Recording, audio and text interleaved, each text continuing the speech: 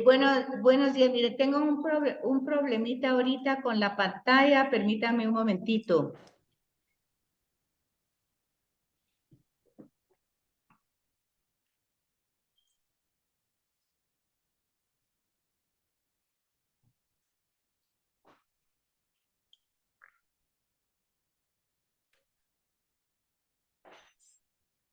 ¿Están viendo la pantalla ahorita? Sí, sí, la Sí. estoy viendo. En nombre del Padre, del Hijo y del Espíritu Santo. Perfecto. Es que tenía un problema con la pantalla, pero ya estamos. ¿Cómo están? Buenos días, bienvenidas. Hola, buenos días. Asustada, buenos días a todas. Buenos días. Buenos días, ¿cómo están? Pues es que ahora, pues si no se habían dado cuenta, el curso que tenía a las 10 lo cambié para las 8, pero me hizo favor de aceptar eso por el tema de la Universidad del Interciclo. Pero ustedes siguen con el mismo horario. Entonces, solo va a ser este pequeño interfase que yo tengo que cerrar la sesión para poder entrar con la de ustedes, porque si no, no se graba la sesión. Ok, Entonces tenemos, ok. pero va a ser una cuestión de 5 minutitos. Así es que, Buenos días. buenos días, ¿cómo están? Bienvenidas. Bien, gracias. Aquí las presenciales todavía no me han venido. Entonces, espero que no es que se les haya olvidado. Bueno, voy a cerrar aquí esto. Una preguntita, porque me gusta marcar mi manual. ¿Vamos ver. a entrar a qué tema? ¿El 3 del manual? Bueno, sí, ahorita pues ya habíamos terminado básicamente los 3 elementos. No sé si ustedes tienen duda de lo que habíamos visto anteriormente. ¿Se recuerdan que estábamos viendo los principios del método para comprender la Trinidad? ¿Qué método tenemos que utilizar? Y entonces primero teníamos que ver la correspondencia entre el Dios revelado y la realidad de Dios en sí mismo, o sea, en nuestra historia. Ese es un método práctico, por decir así. Aquello que hablamos de intuitivamente, nos acercamos al texto, pero ya llevamos una experiencia vivida, aunque sea intuitiva, aunque sea germinal. Eso se llama el conocimiento natural de Dios y que lo hemos visto desde el principio. Entonces, ese es la primera necesidad, el primer elemento que necesitamos para acercarnos. Esto te trajeron, Ana. Ay, gracias. Luego teníamos la parte que era la jerarquía de verdades, que era lo que vimos en los temas anteriores, que era el segundo principio, ¿verdad? Y que esa jerarquía de verdades, pues la teníamos que ir desarrollando a través de los misterios y la conexión que había con la analogía. Y esta era la tercera, la parte de la analogía, quiero ver, el misterio y la analogía de la fe. Entonces, en la parte de la jerarquía de verdades es donde teníamos la tradición de la iglesia, ¿verdad? San Irineo, San Agustín, San Anselmo, que nos estaba dando cómo teníamos que tener esa comprensión. O sea, es la reflexión teológica que se van haciendo los padres de la iglesia.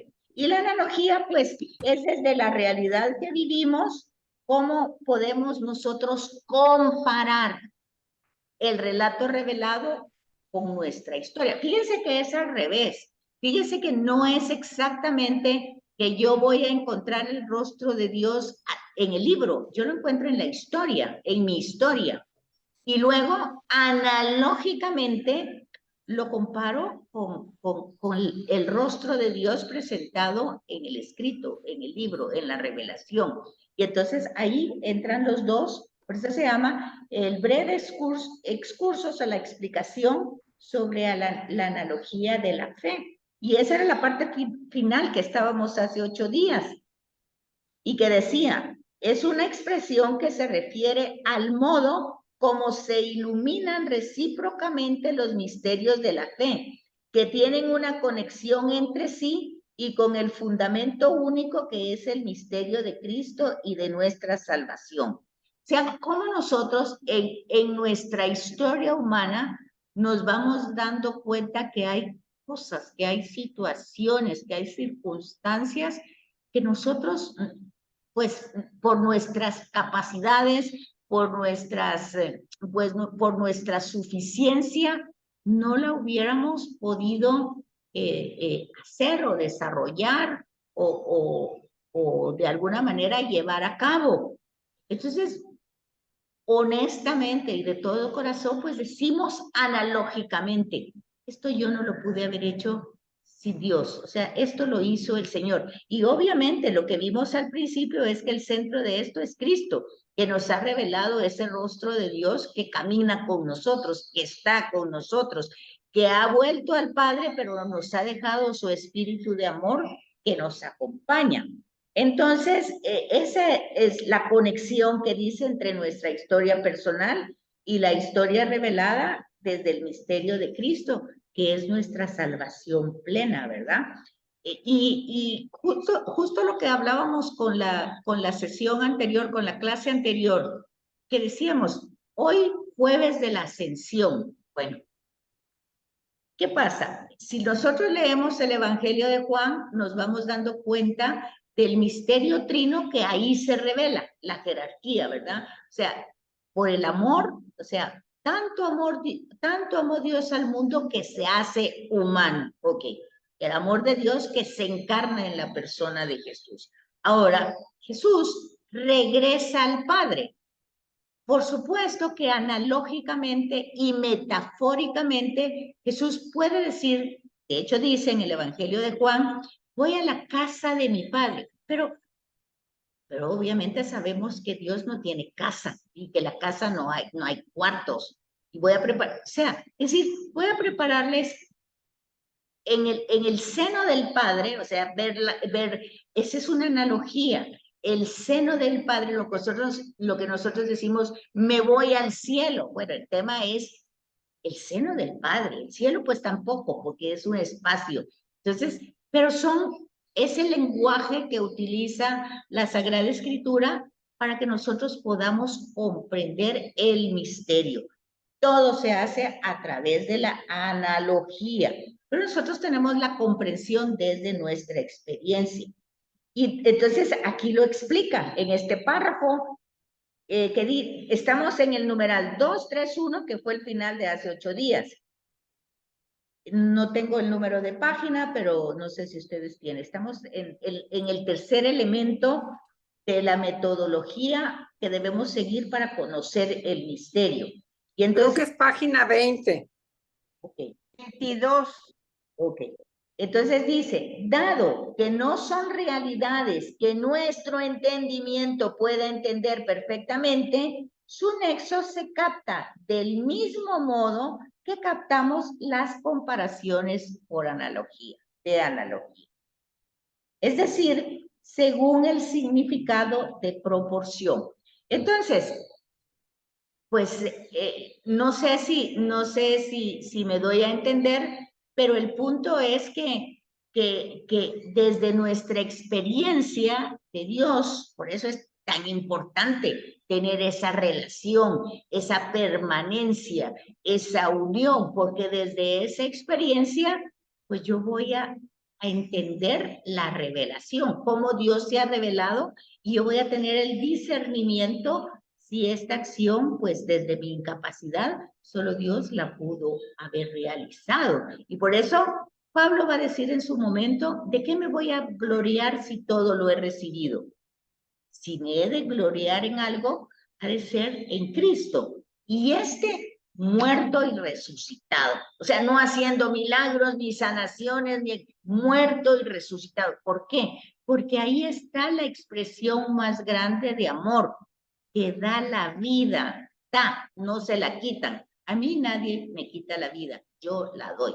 Entonces, todo ese misterio de amor, que al final de cuentas es el misterio de la Santísima Trinidad, pues es el que nosotros nos podemos acercar, pero desde esa metodología.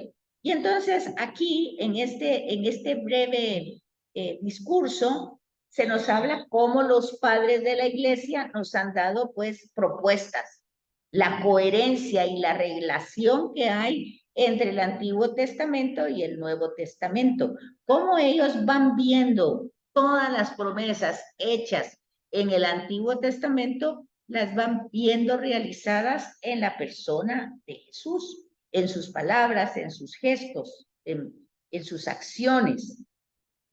Y luego está, por ejemplo, San Agustín, que invita a ver la Trinidad como una economía. Eso ya lo habíamos visto anteriormente. O sea, como en un sentido económico, como toda la riqueza que se ha ido desarrollando a través de la historia. Por eso se puede decir economía de la salvación. Todas las acciones que Dios ha hecho en la historia para que regresemos a Él. Entonces, no solo en la parte del Nuevo Testamento, dice aquí, no solo en la fase de Cristo, es decir, en un momento de máxima revelación. O sea, el Nuevo Testamento es la máxima revelación de Dios en la persona de Jesús, pero anteriormente lo ha hecho. Solo que nosotros debemos, por eso estudiamos, para ir entendiendo las distintas maneras como el judaísmo, Jesús era un judío, como el judaísmo había comprendido estas manifestaciones de Dios en cada instrumento humano. Luego tenemos a San Anselmo, que es otro personaje que se inspira en San Agustín y habla que la analogía de la fe significa la correspondencia entre el conocimiento divino y el conocimiento humano. ¿Qué es lo que estamos, repite que repite? Lo que nuestra experiencia de Dios en historia, que no es una idea, ni es un fanatismo, ni es una piedad, sino que es una realidad. O sea, Dios es una realidad. Por Cristo, aquel Dios trascendente del Antiguo Testamento, dijimos que en la persona de Jesús se hace inmanente dentro de nosotros. Y si entendemos las palabras que se han repetido en todo este periodo pascual y en las últimas semanas, pues regreso al Padre. Es necesario, claro que ustedes se entristecen porque no me van a ver, pero es necesario que regrese al Padre para que yo les envíe el Espíritu, fíjense, que va a dar testimonio de mí. O sea, el Espíritu, el amor del Padre y del Hijo que se queda en nosotros va a dar testimonio de cómo es Dios. ¿Y a quién le va a dar testimonio? A cada discípulo, a cada seguidor de Cristo. ¿Para qué? Para que este discípulo en su historia y en su vida dé testimonio del amor de Dios en su vida. De eso se trata, saberse amado por Dios siempre y en circunstancias totalmente difíciles. Cuando digo de difíciles, pues es porque podemos tener pecados muy graves y sin embargo entender que por grave que sea mi pecado, mi separación, mi ignorancia, por lo que sea, eso Dios no me deja de amar. De hecho, eso es el hijo pródigo, ¿verdad? Entonces San Anselmo pues nos va dando ese sentido de unión, de analogía que hay, ¿verdad? De correspondencia que hay entre lo revelado y lo que nosotros experimentamos. Y él le llama eso un credo de inteligencia. Y de ahí se deriva la posibilidad de hallar explicaciones accesibles. O sea, si nosotros queremos explicar un concepto o una idea, es muy difícil. Pero si nosotros queremos explicar una experiencia, es más fácil, porque podemos utilizar muchos recursos para explicar algo. Y entonces lo podemos hacer a niños chiquitos, a jóvenes, adultos, ancianos, porque la explicación la adaptamos a la persona que nos va a escuchar. Pero eso sí lo vivimos, sí lo hemos experimentado. Si no, una idea es muy difícil. Y la Trinidad como concepto y como idea es un misterio inabarcable. pero como experiencia vivida es sumamente comprensible, porque el amor para que se realice y se encarne, pues se multiplica en gestos y en acciones. El amor, dice Pablo, no tiene límites. Entonces, cuando nosotros experimentamos eso en la vida, de Dios en nosotros, entonces nos damos cuenta que simplemente nos quedamos maravillados, extasiados de lo que Dios puede y hace, si se lo permitimos. Y entonces eso es prácticamente el misterio revelado, la Trinidad inmanente, o sea, la Trinidad no está fuera de nosotros, está dentro de nosotros. Jesús lo ha dicho antes de partir. Si cumplen mis mandamientos, el Padre y yo habitaremos en ustedes y el Paráclito dará testimonio de mí. O sea, va a permitir que ustedes vayan comprendiendo este misterio de amor. ¿Para qué? Para que ustedes den testimonio de ese amor. O sea, fíjense la conexión. El que nos da testimonio de quién es Dios y cómo es Dios, es el Espíritu Santo. Y entonces, si nosotros cumplimos lo que nos ha dicho, que no es otra cosa que amarnos, que amar a Dios, creerle a Jesús, amar a Dios y amar al prójimo como a nosotros mismos, eso solo es eso. Y si hacemos eso, el Padre y Él habitarán en nosotros y el Espíritu acompañará todo ese proceso de inmanencia del Padre y el Hijo y el Espíritu en nosotros y nos va a ir pues recreando, como dice la oración del Espíritu Santo. Y todas las cosas y todo será recreado. Bueno, pues eso no es un cuento, es una realidad, pero pues hay que experimentarla en la propia vida. Entonces dice que la Trinidad es inmanente, Dios en sí mismo, que se revela realmente en el mundo, sirviéndose del mundo y más aún interviniendo en el mundo, refuerza el principio de analogía que hemos hablado, así como los 3 pasos de la aplicación: afirmación, negación y eminencia. Es Dios mismo quien busca presentarse, hacerse conocer, utilizando el mundo. En Cristo, incluso, Dios se une al mundo y se hace mundo. Y aunque la carta a los Hebreos diga que en Jesús no había habido pecado, de hecho no hubo, pero se hizo pecado por amor a nosotros, si no, no hay redención. Asumió el pecado nuestro.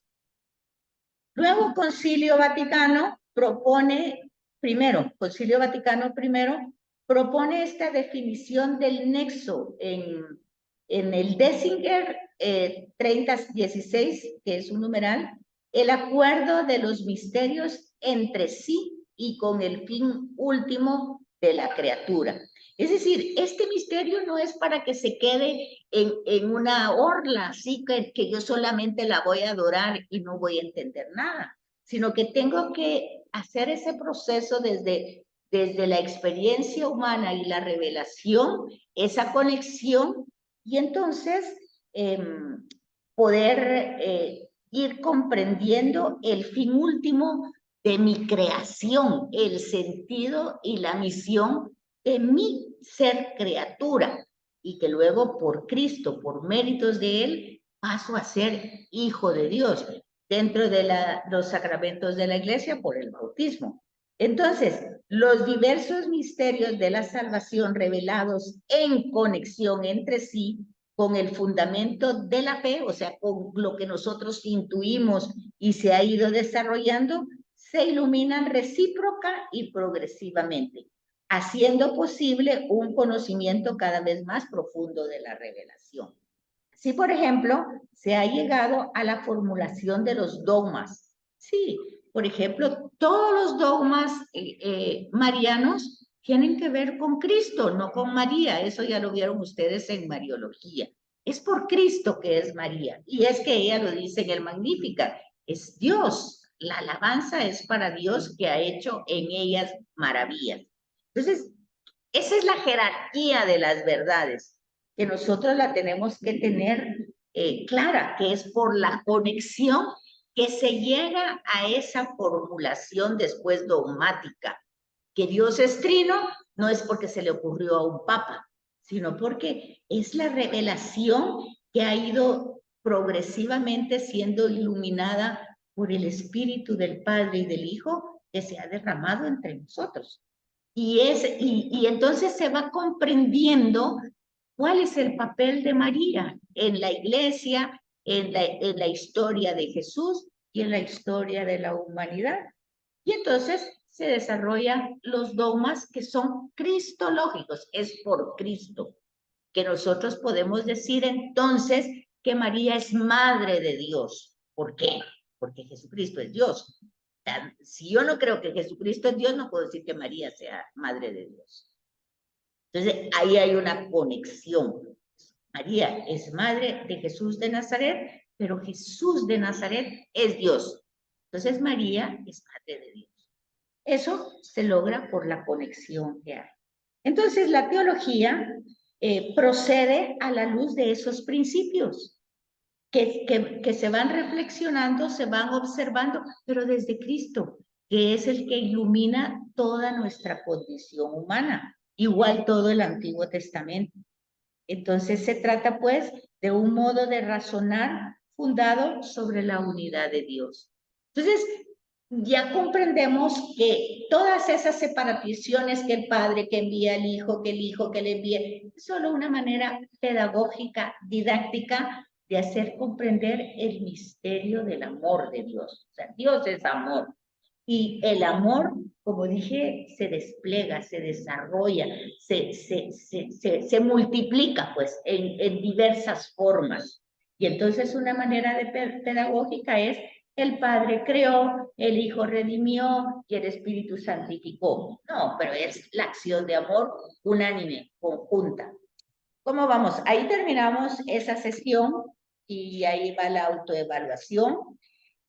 No es necesario tener una explicación totalmente con palabras técnicas de la teología. En la autoevaluación ustedes pueden ir captando desde lo que hemos visto cómo ustedes van comprendiendo el tema de la Trinidad. Por supuesto, utilizando el Concilio Vaticano, que nos va dando estos tres principios que estudiamos pues en varias semanas. Y aquí eso lo tienen ahí muy establecido, muy desarrollado. Los principios metodológicos son los que le están preguntando en la autoevaluación, que bueno, nos hemos llevado como 13 semanas explicando eso. ¿Qué dicen? ¿Avanzamos o no avanzamos? ¿Nos quedamos o cómo estamos? No, sí hemos avanzado en comprensión. En explicación todavía estoy muy tontita. Bueno, pero entonces yo no sé, he tratado de simplificar el lenguaje, pero bueno, yo espero que si tienen dudas o algo, que me pregunten o que veamos. ¿Todo va bien? Sí, Ok. bien, muchas gracias. Sí, va bien. Lo que pasa es de que yo siento que sí es un poquito complicado de entender, pero ahí vamos poquito a poco, ¿verdad? Ok. Entonces aquí, el tema 3, que la sesión 3, es la creación y la relación entre el creador y las criaturas. Entonces, fíjense que aquí sí un poquito nos acoplamos con las diapositivas, que aunque no van con el manual, nos van a dar ciertas ideas que nos van a ayudar a la comprensión del texto, del manual que tenemos aquí. Y aquí el magisterio nos va a acercar para que entendamos este tema a un concilio que es el Lateranense, Concilio IV y Vaticano II. Entonces, Vaticano I, perdón. Y entonces son dos materiales que nos pueden ayudar a la comprensión de este tema. Y entonces aquí en la diapositiva nos presenta la palabra crear. ¿Qué significa crear? ¿Verdad? Y el material que tenemos aquí nos presenta las preguntas en qué consiste el acto de Dios de crear y qué relación hay entre el creador y la criatura, ¿verdad? Entonces, partiendo de la palabra crear, ¿verdad? Porque es una palabra que se puede utilizar de muchas formas. Por ejemplo, un pianista que crea una composición, un pintor que crea una obra de arte, el Congreso crea una nueva ley, el Papa puede crear, bueno, más que todo puede ordenar, ¿verdad? Cardenales. Entonces, la palabra crear, ¿verdad? Creación. O, por ejemplo, se dice, sean creativos, o sea, ¿qué vamos a crear? Entonces, el concepto crear se puede utilizar de muchas maneras, pero solo de una manera significa lo que Dios hace al crear. Entonces, tiene que ver con la pregunta que hace aquí. ¿En qué consiste el acto divino de crear? Entonces, aquí ya nos va introduciendo al tema. Dice, solo de una manera significa lo que Dios hace al crear. Solo Dios puede hacer surgir algo de la nada. O sea que, por ejemplo, los seres humanos descubren y a través de lo que descubren, pero cuando descubrieron el fuego ya existía, solo que ellos no sabían, los seres humanos no sabían que había fuego. Lo descubren, pero ya existía, no lo crearon. Y cuando hacen una obra digamos, de arquitectura, pues pueden hacer una obra, una creación maravillosa, pero todos los elementos que utilizan, todo el material que utilizan, pues ya está creado. Entonces, y volvemos que es lo mismo que dice Pablo, ¿verdad? Nosotros podemos tener mucha inteligencia, pero se nos ha dado, Dios nos ha dado el cerebro y nos ha dado la capacidad para utilizarlo. Igual todos los órganos, todos los sistemas que tenemos en nuestro organismo, pues los hemos recibido de Dios para ponerlos al servicio. Entonces aquí nos da una idea de crear cómo se va entendiendo esa palabra etimológicamente y desde Dios, pues desde la revelación, producir algo de la nada. O sea, Dios creó todo cuanto existe de la nada. En la clase anterior, que es Introducción a la Biblia, pues encontrábamos un tema que tiene que ver con por ejemplo, en el tema de la revelación, que decía que si en la escritura hay error o no hay verdad, si hay error y si hay verdad o no lo hay. Y decíamos en la clase anterior que uno de los temas fue digamos que en todos los siglos, los primeros siglos del cristianismo, llevamos 2 siglos de cristiandad, pues entonces en los primeros siglos, pues se entendía todo como muy claro. Nosotros éramos los seres humanos, creación de Dios, Dios estaba en el cielo, en otro digamos, estado, pero era en el cielo, lo teníamos claro, ahí era como también una corte celestial, o sea, una corte quiere decir que él reinaba, pero en el cielo, y ahí estaba él con sus ángeles y con todos los santos que habían estado con él. Bueno, entonces nosotros teníamos como esa imagen, y el ser humano pues estaba puesto aquí por la creación. Dios lo había creado como el centro de la creación, la obra más grande de Dios. Y el globo terráqueo, pues creación de Dios, pues lo más importante. Pero la ciencia, primero, resulta que Copérnico dice, pues no, la Tierra no es el centro del universo, sino que es el Sol, y la Tierra solo es un planetito, una pelotita que va dando vueltas alrededor del Sol. Y el ser humano, va a decir Galileo con la evolución, pues resulta que ha evolucionado, ¿verdad? No es tampoco como el más importante, sino que forma parte de las mismas criaturas que se han ido desarrollando y evolucionando. Y Freud va a decir, y el problema es que el ser humano tiene muchos problemas, traumas en el inconsciente, bueno, y los va a ir desarrollando. Y todo eso, y luego Lutero como sacerdote agustino que desde dentro de la iglesia protesta por el desarrollo, cómo se da el tema de las indulgencias, el tema de la Inquisición, el tema de las cruzadas, bueno, todo eso lo va a desarrollar como abusos, en fin. Todo eso lo que hace es, bueno, al final, ¿eso es cierto o no es cierto? ¿Dios es creador o no es creador? ¿Realmente no había nada o cómo se fue desarrollando? Y entonces decíamos, en la introducción a la Biblia, nadie vio cómo fue las cosas desde el principio, pero hay una, pues, reflexión, observación, interpretación de los acontecimientos. Y ante todo, volvemos a repetir lo anterior desde una experiencia personal, donde yo de verdad me doy cuenta que por mis propias capacidades humanas, yo no hubiera tenido ni una sola de las oportunidades de nacer, empezando por eso. Si Dios no hubiera querido que fuera así, yo ni siquiera hubiera nacido. Y ahí podría entrar un poquito en la ciencia, cómo se da la ovulación, cómo pasa toda esa gestación. Y me doy cuenta que no fue una casualidad, que todo va teniendo un desarrollo. Y eso lo puedo ir viendo retrospectivamente a lo largo de toda mi historia humana. Eso es la analogía de la fe, donde yo me doy cuenta de que soy una creación, que tengo un proyecto, que hay un sentido de mi vida. No solo lo veo como concepto, de que se hable que de la nada Dios me creó, pero sí lo puedo ir entendiendo desde mi propia experiencia, ¿verdad?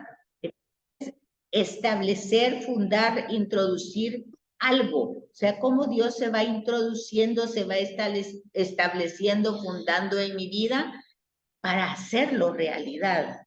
Entonces, se van a utilizar los sentidos figurados, pero yo lo voy entendiendo desde mi propia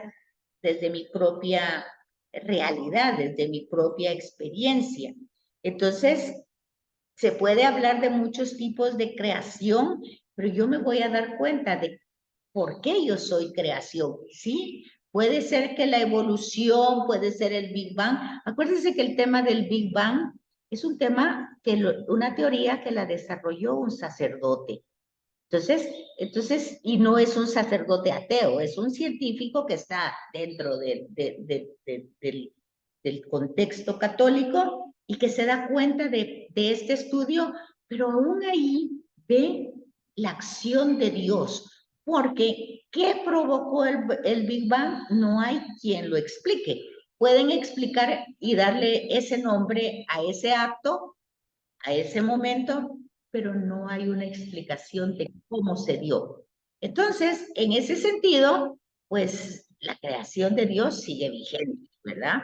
Entonces, es instituir un nuevo empleo o dignidad, hacer por elección o nombramiento a alguien lo que antes no era, especialmente referido a la dignidad muy elevada, o sea, darle como un nombramiento, ¿verdad? Ya sea eclesiástico. O sea, el tema de crear puede utilizarse de muchas maneras, pero cuando nosotros decimos que solo Dios puede hacer surgir algo de la nada, es como solo Dios puede irme haciendo una persona que va comprendiendo su revelación, que va entendiendo su cercanía, que va entendiendo su aproximación en nuestra humanidad con la ayuda del Espíritu, de su Espíritu.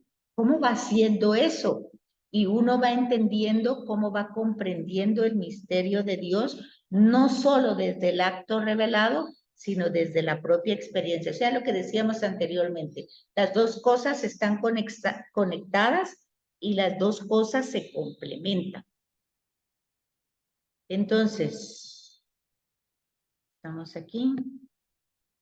Entonces, aquí, en el tema 3, habla del acto divino de crear, la omnipotencia divina.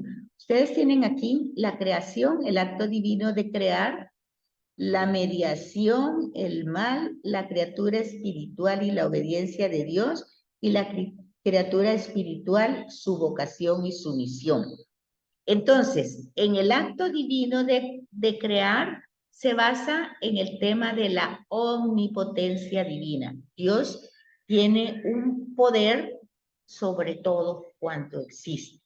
Y nos va presentando las imágenes, ¿verdad? Y cómo por analogía, aquí ven ustedes la analogía, ven la observación, o sea, esta imagen presenta un personaje que observa, o sea, contempla la creación y la medita, la introspecta, la entra en su ser. Y vemos a este ser, pues, que no lo vemos, pero vemos sus efectos, vemos su creación.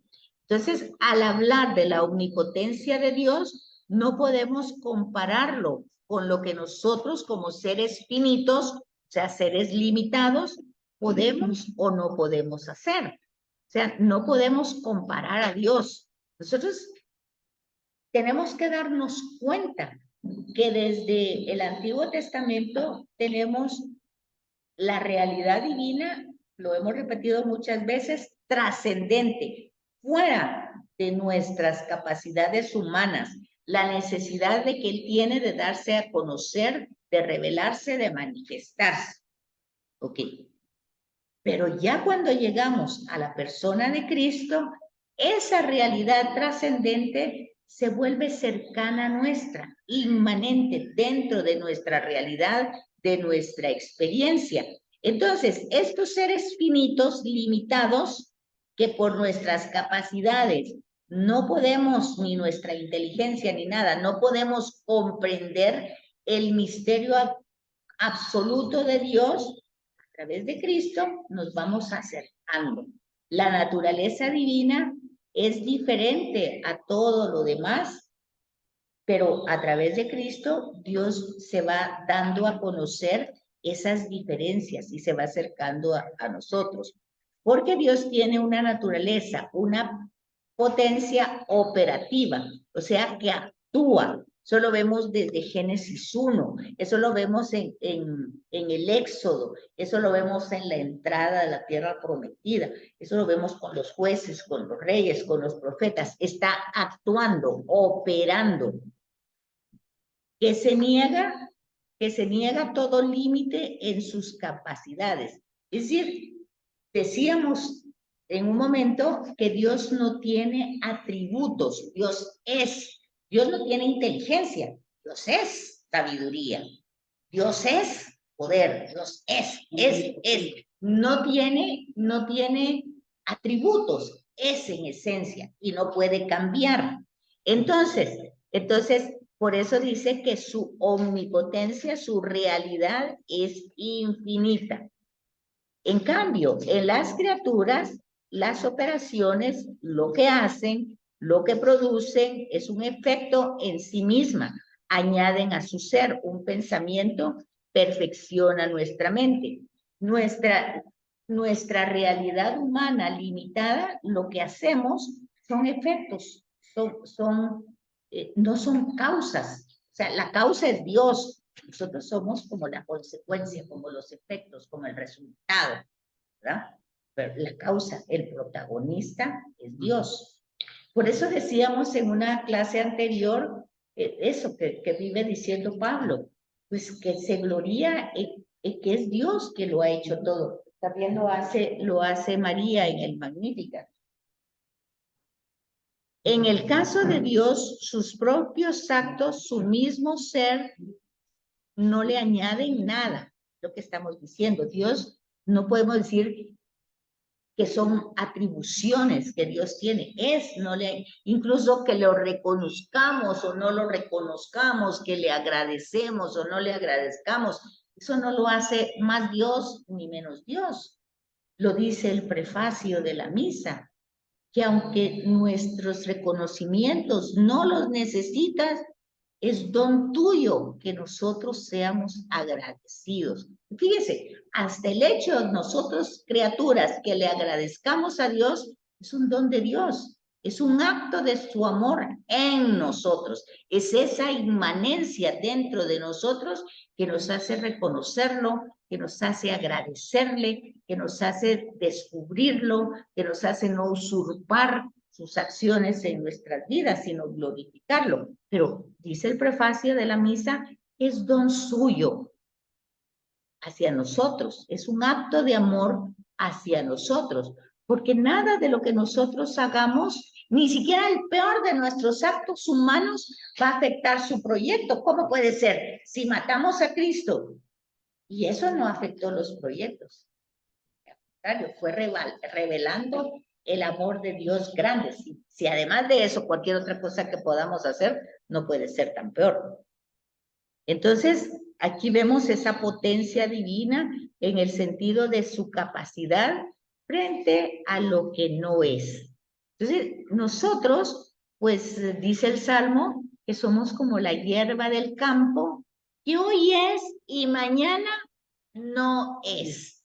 O sea, nosotros, por ejemplo, cuando la gente dice, usted no sabe con quién está hablando, usted tampoco sabe, porque lo que pasa es que nosotros somos mutables.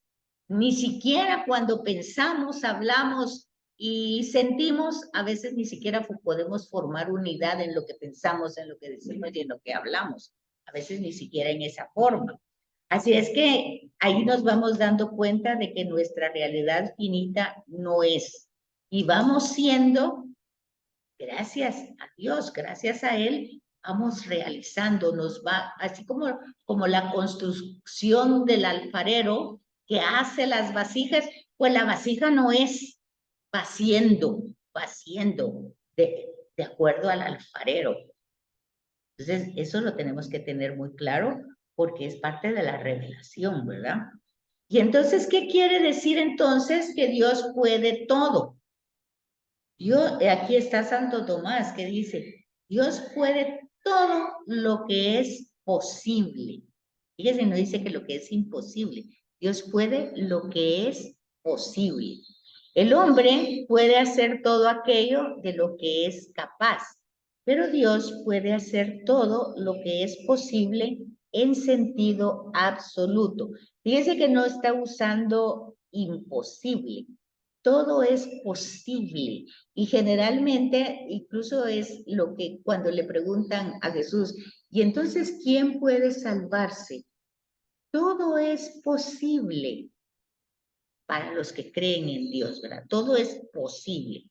Dios no puede hacer el mal. Fíjense, entonces el mal cuando las personas están sufriendo una tragedia, por ejemplo, un terremoto como una gran destrucción, y dice, bueno, es voluntad de Dios. Y bueno, ya se fijan, Dios no puede hacer eso. Dios no puede destruir al ser humano. El COVID, digamos, imagínense con tanta mortandad, creación de Dios, claro, el bichito ese, el microbio ese, pues no salió de la nada, es parte de la creación. Pero todo el desarrollo que se da en la historia no puede ser provocado por Dios. O sea, Dios no puede hacer el mal, porque eso sería contradictorio. Si Dios es amor, no puede castigar. No puede estar probándonos, ahí a ver a ver cuánta fe tiene esta persona. Hay muchas palabras, mucho lenguaje que hay en el texto que nosotros tenemos que entenderlo desde estas concepciones. Díganme si vamos bien ahí o cómo vamos. Yo te quería hacer un comentario.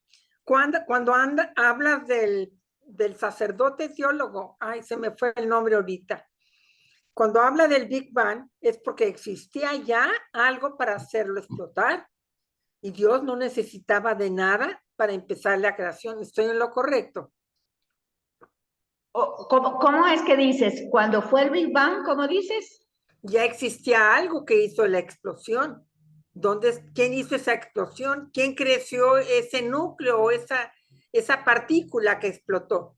Pues la ciencia habla de un hoyo, parece que hay hoyos oscuros en el cielo, en el universo, perdón, como unos hoyos, dice, ¿verdad? Oscuros.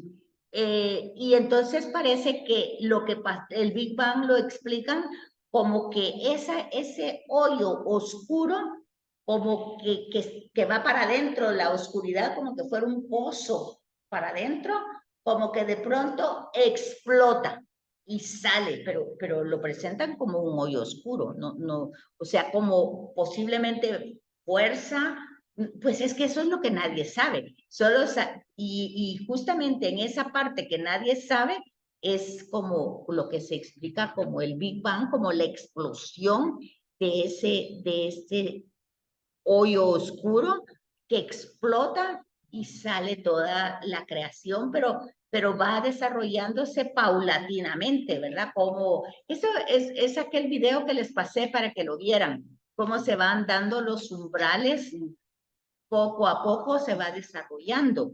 Entonces, la misma ciencia no dice que haya nada de materia, dice que hay un hoyo oscuro y que como que está para adentro y luego eso explota para afuera y de ahí va surgiendo. Pero aún en ese acto o en esa fuerza o en esa explosión, pues el teólogo, el hombre de fe, pues dice, pues es la acción de Dios que está ahí, que nadie la puede explicar, pero obviamente está presente. Pero bueno, el que se queda solo con la ciencia ve, pues ahí no hay Dios, sino que es un acto de casualidad.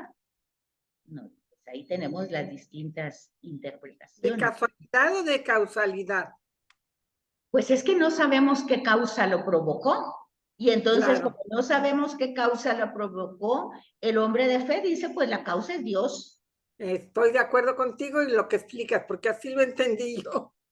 Pues sí, porque en cualquier lugar nosotros, y de pronto ahí es cuando pasa, por ejemplo, en los desastres que hay, pues la gente le pone esa causa. Bueno, si Dios lo permite, Él sabrá por qué lo permite y por lo tanto es su voluntad, pero vemos que aquí tenemos que corregir eso. Pues Dios no puede hacer nada, no puede hacer el mal, porque eso sería contradictorio. Entonces ahí es donde nosotros nos encontramos como en una encrucijada que tenemos que reflexionar y con la ayuda del Espíritu Santo, pues tal vez lo vamos comprendiendo, ¿verdad? Porque aquí nos presentan que la creación es el primer efecto de la omnipotencia divina. O sea, aun cuando sea el Big Bang o la evolución o todo lo que ustedes quieran ver que la ciencia ha ido pues descubriendo, pues nosotros vemos desde el sabernos creación de Dios, nos vemos como parte de ese efecto. O sea, vemos siempre la causa que es Dios en todas las acciones que van pasando. Pero eso solo lo podemos comprender desde Jesús, no lo podemos comprender desde un concepto o desde una idea. Porque Dios de hecho no crea todo lo que puede crear, pero es libre de poder crear siempre nuevas cosas. O sea, Dios podría crear más cosas. Por ejemplo, decir, bueno, ¿habrá vida en otro lugar? Bueno, pues si Dios quiere, sí puede haber vida en cualquier otro lugar porque puede crear más cosas de las que nosotros vemos o entendemos. Dios puede hacer lo que no se hace, lo que no se ve. Pues de hecho nosotros decimos que haya todo un mundo invisible. Y de hecho, acuérdense ustedes, pues el COVID formaba parte de algo invisible. Era un virus invisible, pero tenía tantos efectos, ¿verdad? Entonces, pues no sé, no se sabe si fue manipulado, no se sabe, muchas cosas no se saben. Entonces, pero como nosotros, la causa primera es Dios, pues siempre después se le echa la culpa a Él, pero tenemos que ir comprendiendo que muchas cosas, pues sí, Dios las puede hacer o las puede evitar, pero nosotros no somos quienes para manipularlo, porque Él es Dios. Entonces, toda criatura tiene un bien que Dios le ha dado y su operación como criatura, persigue una perfección relativa a su esencia como su finalidad. Así que como creación, lo que decíamos, Desde siempre tenemos un proyecto, un sentido, una misión perfeccionable. No es que nosotros desde el principio lo seamos, pero vamos en ese proceso. ¿Pero cómo? Pues con la ayuda de Él mismo, porque desde nuestras capacidades obviamente no podemos. Fíjense que, por ejemplo, cuando nosotros leemos el Evangelio de Marcos, vemos el Espíritu de Dios llevó a Jesús al desierto. O sea, vemos cómo la acción de Dios conduce. Y en ese desierto Jesús pasa hambre. ¿Cómo entender eso? Bueno, entonces el Espíritu lo llevó ¿a qué? A que pasara hambre, a que tuviera tentaciones, a que... Bueno, es una manera de entender el proceso de la vida. Por eso digo que todo lo que está revelado tenemos que hacer una analogía con lo que nosotros vivimos, porque de lo contrario, la revelación de Dios resulta inútil, porque qué bueno que Pablo lo experimenta camino a Damasco, y qué bueno que nosotros creamos eso, y que a partir de esa experiencia de Pablo, pues se formaron comunidades en la parte de Grecia. Eso está perfecto, pero lo más importante es que yo lo experimente, que la experiencia de Pablo la tenga yo, no exactamente igual, porque estamos en un contexto diferente, pero lo importante es que yo crea que eso que le pasó a Pablo me pase a mí y que yo lo pueda vivir y que Pablo sea como un ejemplo o que María sea también como un modelo para mí. No quedarlo como ellos simplemente son personas pues extraordinarias que les pasó y yo me quedo fuera de esa historia. Eso no tiene ese sentido. A mí me ayuda mucho lo que estás explicando, porque la Santísima Virgen, cuando se va a ver a su prima Santa Isabel, no es que el Espíritu Santo la guíe, es que es producto de su acción de generosidad, creo yo. Pero es que acordate que qué es lo que le dice, ¿qué es el saludo a María? Es el llena de gracia. Vaya, pero llena de gracia es llena del Espíritu. Eso significa llena de gracia. O sea, ella está aquí, incluso su sí está guiado por el Espíritu, ella está llena del Espíritu. Llena, o sea que la sombra del Altísimo se ha posado en ti, que entonces eres llena de gracia, o sea, estás llena de Dios. Entonces, ya se dan cuenta ustedes que llena de Dios, ¿qué cosas se pueden hacer? Pues las que hace María, sostenida por Dios incluso al pie de la cruz, en el sufrimiento, en el dolor, en la necesidad, sostenida por Dios. Pero el protagonismo es de Dios. ¿Pero qué pasa? María lo deja actuar, lo deja ser Dios en su vida. Hágase en mí según lo que palabra, según lo que tú quieras. Entonces, ese es el tema de la analogía. Lo importante es darnos cuenta que sí hay seres humanos que experimentan ese grado de plenitud del espíritu. Pero nosotros no estamos pues en la incapacidad de hacerlo si lo permitimos, si lo pedimos, si seguimos pues no sugerencias, porque Jesús no nos sugiere, pero sí nos propone es permanecer en Él, estar en Él. No, pero estar en Él no solo es ir a la iglesia y un ratito, son 24 horas del día. Entonces tampoco se trata que las 24 horas del día vamos a estar rezando, no se trata de eso. Se trata de mantener una relación, pues, constante, diaria, intermitente, en todo segundo, en todo momento. Entonces, eso, yo no sé, pues es como nosotros nos relacionamos con, tal vez el ejemplo será nuestros hijos, que siempre estamos pendientes, y aunque estemos haciendo otra cosa, sí sabemos, estamos pendientes, estamos vigilantes, estamos despiertos, creo yo, o no sé. Pero esa es un poco la relación como una realidad viva dentro de nosotros, con la que mantenemos una relación constante, un diálogo constante, una presencia viva. No solamente cuando vamos a una adoración al Santísimo, pues la adoración son las 24 horas, es todo el día, es en la noche, aun cuando durmamos, no sé, es algo que se mantiene en la vida, es un mantenimiento, ¿verdad? Bueno, nos quedamos en esta página y nos quedamos aquí porque ya Ana Lu me estaba mencionando que...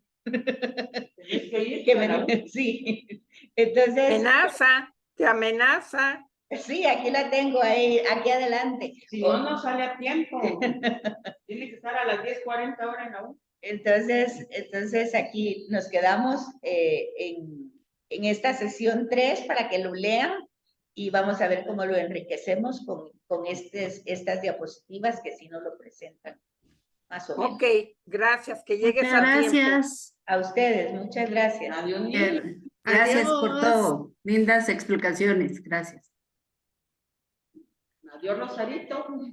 Adiós, Lucy. Adiós, Betsaida. Adiós, Chaito. Susi. Adiós, Un adiós. abrazo a Que tengan buen todas. día. Adiós, Betsy. Adiós, niñas. Adiós, todos. Bye. Bye. Gracias. Bye.